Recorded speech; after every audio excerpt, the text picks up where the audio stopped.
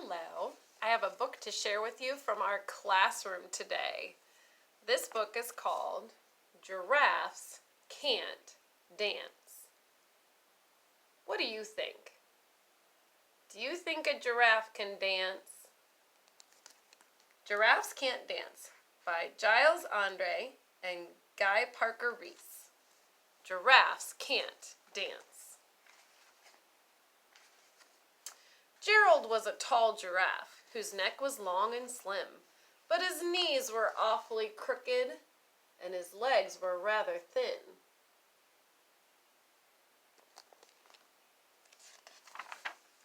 He was very good at standing still and munching shoots off trees, but when he tried to run around, he buckled at the knees.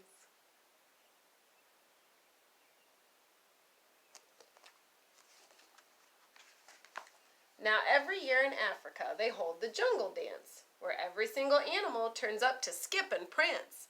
And this year, when the day arrived, poor Gerald felt so sad, because when it came to dancing, he was really very bad. Do you like to dance? Are you a good dancer? Are there other things that you're good at? Is there something that you wish you did really, really well? I wonder what Gerald's going to do about dancing. The warthogs started waltzing and the rhinos rock and rolled.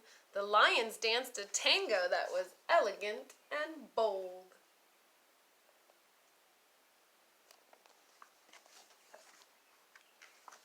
The chimps all did a cha-cha with a very Latin feel, and 8 baboons then teamed up for a splendid Scottish reel.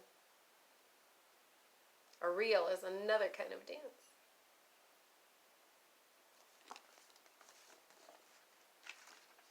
Gerald swallowed bravely as he walked toward the floor, but the lions saw him coming, and they soon began to roar. "Hey, look at clumsy Gerald," the animals all sneered. "Giraffes can't dance, you silly fool. Oh, Gerald, you're so weird."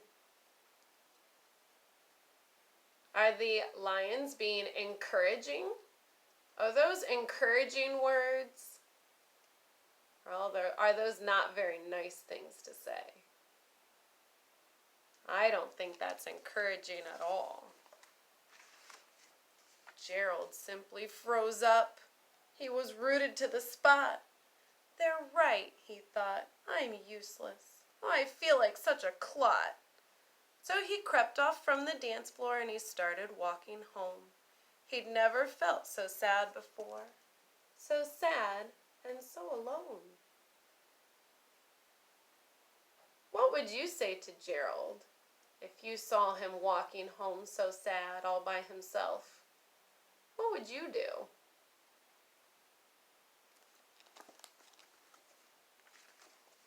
Then he found a little clearing, and he looked up at the sky.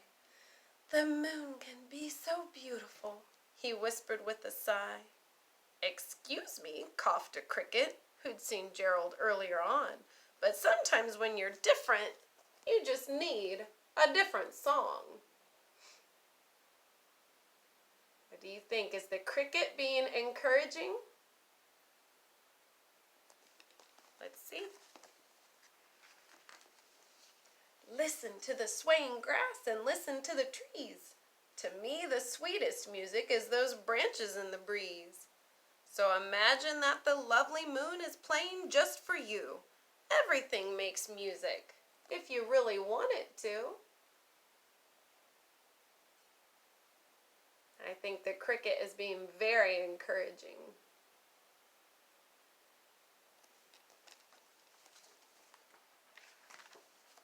With that, the cricket smiled and picked up his violin. Then Gerald felt his body do the most amazing thing. His hooves had started shuffling, making circles on the ground. His neck was gently swaying, and his tail was swishing round. What is Gerald starting to do?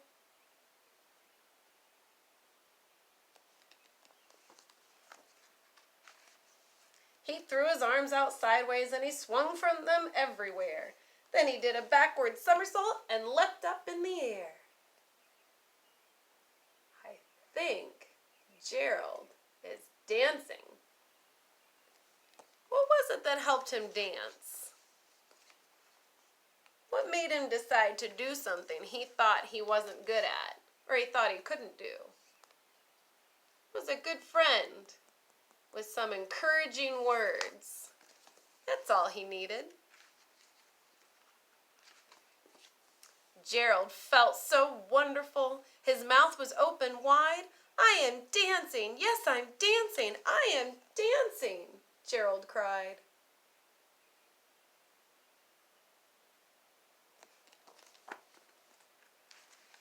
Then one by one, each animal who'd been there at the dance arrived while Gerald boogied on and watched him quite entranced. They shouted, "It's a miracle! We must be in a dream!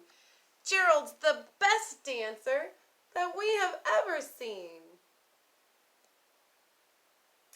Do you think it's a miracle that he can dance? Or do you think he just needed a little encouragement? I think he just needed some encouragement. It's a good thing he had that cricket for a friend. How did you learn to dance like that? Please, Gerald, tell us how. But Gerald simply twirled around and finished with a bow.